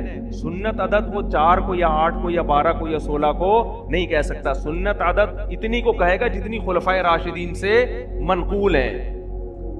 سمجھتے ہو کہ نہیں سمجھتے؟ اور اگر کسی نے اس میں کمی کی ہے تو ان کی ذاتی رائے ہے. ہم ان ائمہ کی رائے کو اور حضرت عمر کی رائے اور عثمان اور علی کی رائے کو ترجیح دیتے ہیں باقی مجتہدین کی رائے پر. سمجھتے ہو کہ نہیں سمجھتے؟ اور ایک اہم ترین بات میں نے یہ بھی بیان میں کہا تھا, یہ جو مسلک پرست لوگ ہوتے ہیں نا, مسلک پرست, یہ کیا کرتے ہیں, یہ خود بہت شخصیت پرست ہوتے ہیں. ان کے خلاف کوئی بھی دلیل جاری ہوگی نا, ایک تو غصے سے ان کے منہ سے جھاگ نکلنا شروع ہو جاتا ہے. کبھی تسلی سے جواب دینا, جو سوال پوچھا جائے بات کو کیا کر دیتے ہیں, گھما دیتے ہیں. ہم اگر مسلک پرست ہوتے تو میں تراویح میں آپ کو دیوبندی بننے کی دعوت دے رہا ہوتا. میں تراویح کے مسئلے میں آپ کو کہہ رہا ہوتا جو اردو بولنے والے علماء ہیں ان کو فالو کرو. میں کہہ رہا ہوں خلفائے راشدین کو, امام ابو حنیفہ کو, امام شافعی کو, امام مالک کو, امام احمد بن حنبل کو فالو کرو. 1400 سال سے حرمین میں جو ہوتا آ رہا ہے اس کو فالو کرو. لیکن میرے اس بیان کو کیا کہیں گے, دیوبندیت کا پرچار کر رہا ہے. اور آپ پوری امت کو اٹھا کے ایک طرف پھینک دو. آپ کے بابے نے جو دلائل دے دیے اس پہ وہ پتھر, یعنی جیسے پتھر پہ لکیر تبدیل نہیں ہوتی نا, ایسے آپ اس کے بارے میں لچک نہ دکھاؤ. آپ کے بابوں نے دلیل دے دی کہ موطا امام مالک میں 8 رکعت کی حدیث بالکل صحیح ہے, کوئی ضعیف ثابت نہیں کر سکتا. ہم جب اس کو ثابت کرنے کے لیے حوالے دینے کے لیے آپ کے گھر پہ آ رہے ہیں, آپ وہ حوالے سننے کے لیے تیار نہیں ہیں. اور ہم نے وہ حوالے آڈیو بیان میں ریکارڈ کروا بھی دیے ہیں. میرا تراویح کے مسئلے پر آڈیو بیان ہے, اس میں پورے حوالوں کے ساتھ میں نے حدیثیں پڑھ کے پیش کی ہیں. 8 رکعت تراویح جو موطا امام مالک کی حدیث ہے اس کو کن کن محدثین نے ضعیف قرار دیا اور کن کن نے کہا کہ اس سے استدلال درست نہیں ہے, یہ سارے حوالے میں نے پیش کر دیے. پھر بھی بعض لوگ یہ دعویٰ کرتے ہیں کہ اس کو کوئی بھی ضعیف نہیں کہتا. پھینکنے پر گورنمنٹ کی طرف سے کوئی پابندی نہیں ہے. اور میں نے یہ بھی کہا تھا اگر وہ صحیح ہوتی تو امام مالک اپنی موطا پر خود تو فتویٰ دیتے نا, وہ خود تو 20 رکعتوں سے بھی زیادہ کے قائل ہیں. کوئی جواب نہیں ہے ان لوگوں کے پاس کسی چیز کا. تو مسلک پرستی کی اب میں ایک اہم دلیل آپ کو دے رہا ہوں. اس نماز یہ صلاۃ اللیل ہے, اس میں 2 رائے نہیں ہو سکتی. لیکن یہاں بھی بعض لوگوں نے کنفیوژن پیدا کی ہے. بعض لوگوں نے کہا چونکہ یہ صلاۃ اللیل ہے لہذا یہ تہجد ہے, لہذا یہ کیا ہے. ایک صاحب نے یہ بھی دلیل دی ہے, مشہور بزرگ ہیں, انہوں نے دلیل یہ دی ہے کہ یہ نام بھی بدعت ہے, لوگوں نے خود بعد میں رکھا ہے اس کا نام تراویح. نبی سے تو ہمیں صلاۃ اللیل ملتی ہے, اس کے علاوہ کوئی نماز نہیں ملتی. اور دلیل دی ہے امام بخاری نے صلاۃ اللیل کا باب باندھا ہے اور اس کے تحت تراویح کا بھی تذکرہ کیا اور تہجد کا بھی اور وتر کا بھی. لہذا یہ سب کیا ہے, ایک ہی نماز ہے. یہ ایسے ہے جیسے میں کہوں میڈیکل سائنس کی کتابوں میں ایک باب باندھا ہوا ہے جاندار اور غیر جاندار کے عنوان کے تحت انسان کا بھی تذکرہ ہے, گدھے کا بھی ہے, کتے بلی کا بھی ہے.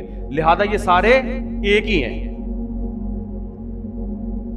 نہیں آئی بات سمجھ؟ ارے بھائی یہ جاندار ہونے میں ایک ہیں, اس کے علاوہ یہ ایک نہیں ہے. تو امام بخاری صلاۃ اللیل کا باب باندھ کے جو نمازوں کا تذکرہ کر رہے ہیں، اس کا مطلب یہ نہیں کہ ساری نمازیں ایک ہیں، تبھی تو ان کو الگ الگ نام دیا گیا ہے. وتر کو الگ نام دیا ہے، تہجد کو الگ نام دیا ہے، تراویح کو الگ نام اگرچہ بعد میں دیا گیا ہے، مگر دیا اس لیے گیا ہے کہ اس کی کیفیات اور اس کے پڑھنے کا طریقہ عام تہجد سے جدا ہے، عام تہجد سے جدا ہے. اس لیے اسلاف نے ہی اس کو تراویح کا نام دیا، یہ علماء دیوبند نے نام نہیں دیا. یہ حدیث کی کتابوں میں نام موجود ہے. آپ کہہ سکتے ہیں جب نبی نے نام نہیں دیا تو ہم نام کیوں دیں اس کو الگ سے؟ ہم اس لیے نام دیں گے کہ اسلاف نے جب ہماری آسانی کے لیے ایک نام دے دیا تو ہمیں بھی اس میں آسانی ہے. تو گورنمنٹ نے نام دینے پر کوئی پابندی نہیں لگائی، نہ اللہ نے. اور بہت ساری ہمیں مثالیں ملتی ہیں کہ نبی نے نام نہیں دیا مگر بعد میں فقہا نے نام دیا اور ہم نے بھی اس کو نام دے دیا. فجر سے پہلے کی 2 سنتیں، اس کو سنت مؤکدہ کہا جاتا ہے کہ نہیں کہا جاتا؟ کوئی حدیث دکھا دو کہ نبی نے اس کو 2 سنت مؤکدہ کہا ہو. بلکہ نبی کی جو حدیثوں میں ملتا ہے رکعت الفجر، فجر کی 2 رکعتیں. اب کوئی آپ سے پوچھے میں آپ کیا کر رہا ہوں، میں فجر کی 2 رکعتیں پڑھ رہا ہوں، تو اگلا سمجھے گا فرض پڑھ رہا ہے شاید. آپ کے نہیں میں کیا کر رہا ہوں، سنت. آپ کو وہ نام دو جو حدیث میں ہے، اس کو فجر کی 2 رکعتیں بولو، سنتیں نہ بولو. بھائی کنفیوژن ہو رہی ہے کہ 2 رکعت سے فرض مراد ہے یا سنت، تو ہم نے اس کو الگ. یہ سنت کا لفظ بھی حدیث میں نہیں ہے. حدیث میں جو سنت کا لفظ ہے وہ کسی اور معنی میں ہے. حدیث میں تو سنت طریقے کو بولتے ہیں، وہ فرض بھی ہو سکتا ہے، واجب بھی ہو سکتا ہے. یہ تو بعد میں امت نے فرق کیا، یہ سنت ہے اور یہ کیا ہے، فرض ہے. نفل کا جو ہم نے نام دیا نفل، یہ تو سب اسلاف نے نام دیا ہے. نبی کے دور میں ہمیں یہ اصطلاحات نہیں ملتی، فرض، سنت، نفل. قرآن کہہ رہا ہے وَمِنَ اللَّيْلِ فَتَهَجَّدْ بِهِ نَافِلَةً لَكَ، رات میں آپ تہجد پڑھیں، آپ کے لیے نفل ہے. تو یہاں نفل سے مراد وہ نفل نہیں ہے، نافلہ کا اضافی چیز ہے. اسی آیت سے علماء نے استدلال کیا ہے کہ تہجد نبی پہ فرض ہے، حالانکہ قرآن کیا کہہ رہا ہے، نفل ہے. تو یہاں نفل وہ والا نفل نہیں ہے جس کو ہم نفل کہتے ہیں. تو بہت ساری ٹرمز ایسی ہیں جو بعد میں فقہا نے ایجاد کی ہیں اور ان کو اہل حدیث بھی مانتے ہیں، سارے مانتے ہیں ان ٹرمز کو، اس لیے کہ ان ٹرمز کی وجہ سے ایک عبادت کو دوسری عبادت سے فرق کرنا کیا ہو گیا ہے، آسان ہو گیا. تو خوب سمجھ لو، جب اسلاف نے دیکھا کہ یہ وہ نماز ہے جو صرف رمضان میں پڑھی جاتی ہے، ایک امام کے پیچھے پڑھی جاتی ہے، اس کی مخصوص رکعتیں ہیں، ان تعداد میں پڑھی جاتی ہے، چاند نظر آتے ہی یہ نماز پورے سال کے لیے غائب ہو جاتی ہے، تو اس لیے اسلاف نے اس کو نام کیا دے دیا، تراویح کا. تو یہ نہ میں نے دیا، نہ علماء دیوبند نے دیا، نہ احمد رضا خان بریلوی صاحب نے دیا، نہ کسی اور نے دیا، نہیں الیاس قادری صاحب نے دیا، نہ کسی اور نے. یہ کس نے نام دیا ہے؟ اسلاف نے. اور آج سے نہیں، صدیوں پہلے. تبھی بہقی کی روایت میں نے اپنی اس آڈیو بیان میں نا پورے حوالے پیش کیے ہیں، اس میں میں نے وہ روایت بھی پڑھی ہے کہ اسلاف نے اس کو نام دیا تھا تراویح کا. اب آخری بات کر کے بس میں موضوع کی طرف آتا ہوں. تراویح کا نام دیا اس کو. اگر یہ 8 رکعتیں یا 12 ہوتی نا تو اسلاف اس کو تراویح کی نماز کہتے ہی نہیں. کیوں؟ بہقی کی روایت ہے. آپ کہہ سکتے ہیں نا حوالے پیش کرو، تو میرا آڈیو بیان پورا سن لیں، وہ شیئر کریں زیادہ سے زیادہ، کیونکہ میں نے وہ 6-7 سال پہلے بیان کیا تھا تو اس لیے آڈیو تھا. اس وقت ویڈیو کی ہمارے پاس سہولت بھی نہیں تھی اور لوگ مانوس بھی نہیں تھے ویڈیو سے. تو آپ پورے حوالے ہیں اس میں. تو اس میں اسلاف نے اس نماز کو کیا نام دیا؟ تراویح. کیوں؟ اس کی وجہ بھی لکھی ہوئی ہے. اس لیے کہ وہ ہر 4 رکعت کے بعد تھوڑی دیر آرام کرتے تھے، تھوڑی دیر وقفہ لیتے تھے، پھر 4 پڑھتے تھے. اب قطع نظر اس سے کہ وہ وقفہ سنت ہے یا نہیں، یہ ایک الگ بحث ہے، ہمیں اس پر اصرار نہیں ہے کہ آپ اس کو سنت کہیں، لیکن اس نام سے پتہ چلتا ہے کہ 4 رکعتوں کو ایک ترویحہ کہا گیا تھا. عربی میں 2 کے لیے الگ صیغہ ہوتا ہے اور جمع کے لیے بولو الگ صیغہ. تو 4 رکعتوں کو جب ترویحتن کہا گیا تو 8 رکعتوں کو ترویحتین کہا جائے گا، تراویح بولو نہیں کہا جائے گا. اس سے پتہ چلتا ہے کہ اسلاف کے دور میں کوئی ایک مسجد بھی ایسی نہیں تھی جہاں 8 یا 10 رکعتیں، کیونکہ 10 رکعتوں کو بھی تراویح نہیں کہہ سکتے. کوئی ایک مسجد بھی روئے زمین پہ ایسی نہیں تھی، ورنہ وہ اس کو یہ نام نہ دیتے. تو تراویح یہ جمع اقصا ہے. جمع اقصا کا مطلب اس میں 4 رکعتیں متعدد بار آئی ہیں، تبھی اس کو تراویح کہہ رہے ہیں. دیکھو مسجد، ایک مسجد، مسجدین 2 مسجد, مساجد بہت ساری مسجدیں ہیں. اب سمجھیں مساجد. تو اسی طرح ترویحہ 4 رکعتیں, ترویحتین 4 2 دفعہ 8 ہو گئیں. تراویح کا مطلب 4 کا عدد متعدد بار آ رہا ہے. تو یہ لفظ جو اسلاف نے دیا, میں نے اور آپ نے نہیں دیا, یہ نام بتا رہے کہ اس دور میں 8 رکعتوں یا 10 رکعتوں کا کوئی تصور نہیں تھا, ورنہ یہ نام اس میں فٹ ہی نہیں آتا.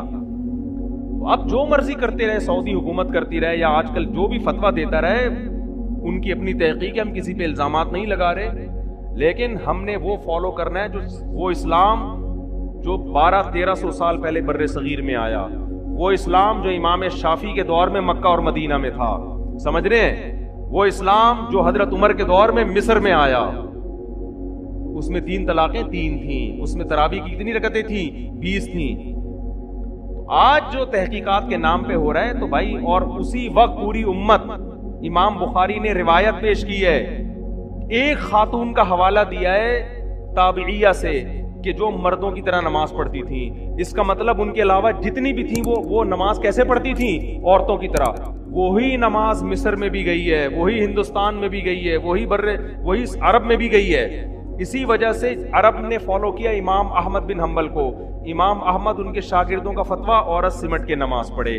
امام شافعی کو فالو کیا ملیشیا انڈونیشیا نے. ملیشیا انڈونیشیا والے ان کا جتنے قدیم علماء ہیں, آج کا ملیشیا نہیں, آج کا انڈونیشیا نہیں, صدیوں سے جو ملیشیا میں اسلام آ رہا ہے, اور فقہ شافعی کی کتابوں میں جو لکھا ہوا ہے, عورت مردوں کی طرح نہیں بلکہ سمٹ کے نماز پڑھے گی. عرب میں بھی سمٹ کے نماز پڑھا کرتی تھی, آج سے 100 سال پہلے کا سعودیہ اٹھا کے دیکھ لو. مصر میں بھی جہاں شافعی فقہ زیادہ رائج ہوا, سمٹ کے نماز پڑھتی تھی. مالکی مذہب جو افریقہ کی طرف گیا ہے, امام مالک کا بھی فتویٰ ہے عورت کیسے نماز پڑھے گی, سمٹ کے.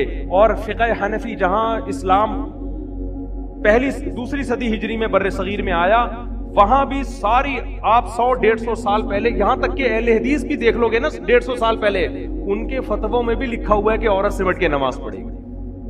اب اگر پوری دنیا میں وہ نماز چینج ہو گئی ہے بھائی, اب اگر تو بے شک آپ اس پہ قرآن و حدیث کا کتنا اچھا لیول لگا لو, ہم اس چینج شدہ نماز کو قبول کرنے کے لیے تیار نہیں ہے, کیونکہ اب بہت کچھ چینج ہو رہا ہے. دجال آنے سے پہلے پتہ نہیں کیا کیا چینج ہو جائے گا. اب تو فتوے آئیں گے, اب تو, اور کچھ دنوں میں آپ دیکھنا میری پیش گوئی ہے, چند سالوں میں شاید میرے مرنے کے بعد تراویح کی نماز ہی غائب کر دی جائے گی. وجہ اس کی ہے کہ غامدی صاحب بڑی مضبوط دلیل دیتے ہیں اپنے حساب سے کہ نبی نے 3 دن پڑھ کے جو نماز چھوڑ دی ہے, آپ اس کو پڑھ کیوں رہے ہو. آئی بات سمجھ میں, جو نماز نبی نے 3 دن پڑھ کے چھوڑ دی, آپ اس کو پڑھ کیوں رہے ہو. تو ہم کیوں پڑھ رہے ہیں بھائی, حضرت عمر نے پڑھائی ہے, تو حضرت عمر بدعتی بولو نہیں ہو سکتے. تو دین میں قرآن و سنت کے ساتھ صحابہ اور اسلاف کو مرج کرنا پڑے گا. اگر آپ نے صرف قرآن کی بات کی تو بھی گمراہ, صرف قرآن اور حدیث کی بات کی تو بھی گمراہ. قرآن, حدیث اور اسلاف اس کے ساتھ ملانے پڑیں گے. اور اسلاف کا مطلب سلفی نام رکھ لینا کافی نہیں ہے, اسلاف کے فتووں کو فالو کرنا پڑے گا. آج جتنے سلفی میں نے دیکھے 3 طلاق کو 1 کہتے ہیں. قرآن میرے ہاتھ میں, اللہ کی قسم اٹھا کے کہتا ہوں, اسلاف سے ایک ضعیف سند سے دکھا دو, واضح ہو کہ رخصتی کے بعد 3 طلاقوں کو کسی نے واضح لفظوں میں 1 قرار دیا ہے. اسلاف سے 1 روایت دکھا دو, میں مان لوں گا. نام ہمارا سلفی نہیں ہے, لیکن ہم 3 طلاق کو جب 3 کہتے ہیں تو سارے اسلاف ہمارے ساتھ ہیں. جب ہم 20 رکعتوں کو 20 کہتے ہیں, آپ کو 99% اسلاف ہمارے ساتھ میں نظر آئیں گے. ناموں میں کچھ نہیں رکھا, نہ دیوبندی نام نہ بریلوی نام. آپ نے یہ نہیں دیکھنا کہ دیوبندی کیا کہہ رہا ہے, بریلوی کیا کہہ رہا ہے. آپ نے دیکھنا ہے کہ قرآن و سنت کی وہ تشریح جو صحابہ اور تابعین نے کی ہے وہ کون پیش کر رہا ہے, اور قرآن و سنت کی وہ تشریح جو 15ویں صدی کے مولوی کہہ رہے ہیں وہ کون پیش کر رہا ہے. وہ تشریح جو صدیوں سے چلی آ رہی ہے میں اس کو مانوں گا. وہ تشریح جو آج مارکیٹ میں آ رہی ہے, کتنا ہی اچھا اور خوبصورت لیبل لگا لو, ہم اس کو ایکسپٹ کرنے کے لیے تیار نہیں ہیں. سمجھتے ہو کہ نہیں سمجھتے؟ تو سمجھ جاؤ, ورنہ ایسے بے لگام ہو گئے نا, ایسے بے لگام کہ فرقے بنتے چلے جائیں گے. اس سے فرقہ واریت ختم نہیں ہوگی. آج ایک نیا فتویٰ آئے گا, کل اس سے بڑھ کر ایک نیا فتویٰ آئے گا, پرسوں پھر اور مارکیٹ میں, کہ ایسا پھر بے لگام اپنے آپ کو پابند. تبھی نبی صلی اللہ علیہ وسلم نے فرمایا 73 میں جو جنتی ہوگا ما انا علیہ و اصحابی, جو میرے اور کس کے طریقے کو فالو کرے گا, صحابہ. اور صحابہ کو سمجھا تابعین نے, تابعین کو سمجھا ائمہ نے.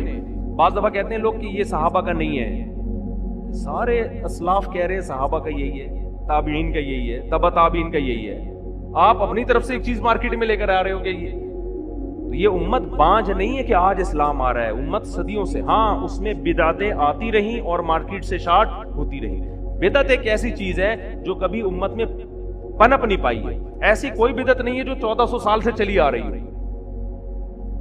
ایسی ہزاروں سنتیں جو 1400 سال سے چلی آ رہی تھی اور آج اس کو کیا کیا جا رہا ہے, چینج. بدعت کبھی ٹکتی نہیں ہے. آپ بدعتیوں کو دیکھو, ان کے بھی رسم و رواج چینج ہوتے ہیں.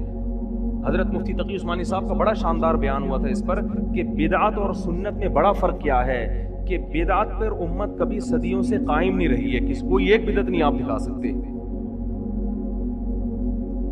بدعتی تو ہر دور میں رہے ہیں, لیکن ان کی بدعت ہر دور میں نہیں رہی, بلکہ ان کی بدعت کے ڈیزائن کیا ہوتے ہیں, چینج. پچھلے سال ربیع الاول منانے کا اسٹائل کچھ اور تھا, اگلے سال اسٹائل تھوڑا سا کیا ہوگا, چینج ہوگا. پچھلے سال محرم کا اسٹائل تھوڑا سا چینج تھا, اگلے سال اور چینج, اگلے سال اور چینج. کچھ نئی آ جائیں گی, پرانی والی غائب ہو جائیں گی. ایسا کوئی نہیں ہو سکتا کہ 1400 سال سے ایک جیسی بدعت چلتی چلی آ رہی ہو. اللہ نے اس امت کو محفوظ کیا ہے کہ یہ امت گمراہی پہ کبھی جمع نہیں ہوگی. تو میں آپ کو علماء کی گستاخیوں کا نہیں کہہ رہا کہ آپ جا کے کوئی 8 رکعت کا فتویٰ دے رہے تو آپ ان کی بے ادبی کریں, امت میں پہلے بڑے پھڈے ہو رہے ہیں. میں تو صرف آپ کو اسلاف سے جوڑ رہا ہوں کہ جو اس وقت ائمہ اربعہ سے جڑ کے رہ جائے گا نا, ان چاروں فقہا سے, ان سے خروج نہ کرو. جو اس وقت ان سے جڑ جائے گا اپنا اور اپنی اولادوں کا دین بچا لے گا. ایک اہل حدیث میرے پاس آئے وزیرستان میں, میری بڑی اچھی دوستی اب بھی ہے. مجھے کہنے لگے یار میں تو قرآن و سنت کو فالو کرتا ہوں. میں نے کہا میرے بھائی آپ جو قرآن و سنت کو, ٹھیک ہے فالو تو سب نہیں کرنا ہے, لیکن اس کو لگام دو. آپ کا قول چاروں ائمہ سے خارج نہیں ہونا چاہیے. میں نے کہا اس کا نتیجہ پتہ ہے کیا نکلے گا, جس طرز پہ آپ چل رہے ہو, آپ کے جب بچے پیدا ہوں گے نا, وہ آپ سے ایک اسٹیپ آگے ہوں گے. وہ ایسی تشریح مارکیٹ میں لائیں گے, آپ کچھ ایسی تشریح لا رہے ہیں جو آپ کے باپ دادا نے نہیں سنی ہوگی, بلکہ آپ کے باپ دادا میں جو اہل حدیث ہیں انہوں نے بھی نہیں سنی ہوگی. ٹھیک ہے نا, کچھ ایسی. اگلی نسل اس سے تھوڑی سی 2 اسٹیپ آگے, اور اس سے اگلی والی کا کوئی پتہ نہیں ہے وہ کس جنگل میں جائے, کہاں جائے گا. تو اس لیے میں نے کہا میں آپ کو جہنمی نہیں کہتا, نہ میں آپ کو کہتا ہوں کہ آپ اسلام سے خارج ہیں. آج ایک شخص آئے کہنے لگے میری بیٹی کے لیے اہل حدیث کا رشتہ آیا ہے. میں نے کہا کر دو بھائی, اہل حدیث مسلمان تو ہے بہرحال, لیکن یہ طرز جس پر ہمارے اہل حدیث بھائی چل رہے ہیں نا, اجتہاد کا جو ہر آدمی کو اتھارٹی دے دی ہے, اس سے امت میں خیر برآمد ہونے والی نہیں ہے. اس سے امت بالآخر آہستہ آہستہ آہستہ آہستہ بے لگام ہوتے ہوتے ٹکڑوں میں بٹتی چلی جائے گی. تو اس لیے کچھ اس کو باؤنڈ کرنے کی ضرورت ہے کہ قرآن و حدیث کی ایسی تشریح, جی ہاں بالکل لا ہی نہیں ہوگا ایسے ہی جو اٹھائے قرآن حدیث, جیسے آپ کر رہے ہیں نا. مشہور صاحب ہیں, لوگ کتنے بے وقوف بن رہے ہیں, ہمیں پتہ ہے کہ بے وقوف بنا رہے ہیں, حوالے غلط پیش کر رہے ہو, آپ ترجمے غلط کر رہے ہو, لیکن لوگوں کی واہ واہ دیکھو یار, آپ بیٹھ گئے واہ واہ دیکھو, ترجمے غلط. ایک حدیث کا مطلب جب آپ کے اگینسٹ جاتی ہے تو اس کا مطلب کچھ اور بیان کیا جاتا ہے, جب آپ کے حق میں جاتی ہے تو اس کا مطلب کچھ اور بیان. ایک حدیث میں ایک لفظ آیا ہے, جب حضرت معاویہ کے اگینسٹ جا رہی ہے اس کا ترجمہ کچھ اور کیا جا رہا ہے, جب وہ اہل بیت کے اگینسٹ جا رہی ہے تو اس کا ترجمہ کچھ اور کیا جا رہا ہے. یہ دھاندلیاں آج کے مجتہدین کر رہے ہیں. اس لیے حضرت عبداللہ بن مسعود رضی اللہ تعالیٰ عنہ کا قول ہے, من کان منکم مستنن فلیستن بمن قد مات فإن الحی لا یؤمن علیہ الفتنہ. جو تم میں فالو کر رہے پچھلوں کو فالو کرے, آج کے لوگوں پر اعتماد نہیں کیا جا سکتا. سمجھتے ہو؟ آج کافی ہو گیا میرا خیال ہے درس, بس 1-2 آیتیں جلدی پڑھ لوں تاکہ کچھ تو آئے نا سامنے, جو عبرت جو نصیحت کی باتیں ہیں. اچھا میرے بھائی, تو اچھا لوگ پھر مجھے کہتے ہیں حوالے نہیں دے رہے. بول تو رہا ہوں, میری جتنا یہ تراویح پر بیان ہے, آڈیو بیان ہے, مفتی طارق مسعود آڈیو بیان تراویح لکھیں, ایک ایک روایت کی سند بھی پڑھی ہے. ہمارے ہاں جب عام طور پر جو حوالے دینے والے لوگ ہیں نا, سند نہیں پڑھتے, نمبر صرف بیان کرتے ہیں. آج کل جو پاکستان میں چل رہے ہیں کیوں نہیں پڑھتے پتہ ہے؟ پڑھنی آتی نہیں ہے سند ان کو. سمجھ رہے ہو؟ سند پڑھنی نہیں آتی ہے. تو یہ تو علم کا حال ہے. حمزہ وصلیہ کا فرق معلوم نہیں ہے. ایک مشہور صاحب بیان کر رہے تھے کہ ایک حدیث میں آتے اللہم بسمک اموت و احیا، اور ایک میں آتے اللہم باسمک اموت و احیا. یہ گرامر کے لحاظ سے اتنی بڑی غلطی ہے کہ مدرسے کا پہلی جماعت کا بچہ کہے گا کہ جس آدمی کو بسمک اور باسمک کا نہیں پتا وہ مجتہد بنا ہوا ہے، لوگوں کو مسائل بتا رہا ہے قرآن و حدیث. یہ ایسے ہی ہے جیسے میں آپ سے کہوں کہ انگلش میں ایک پروفیسر نے کہا آئی نو، اور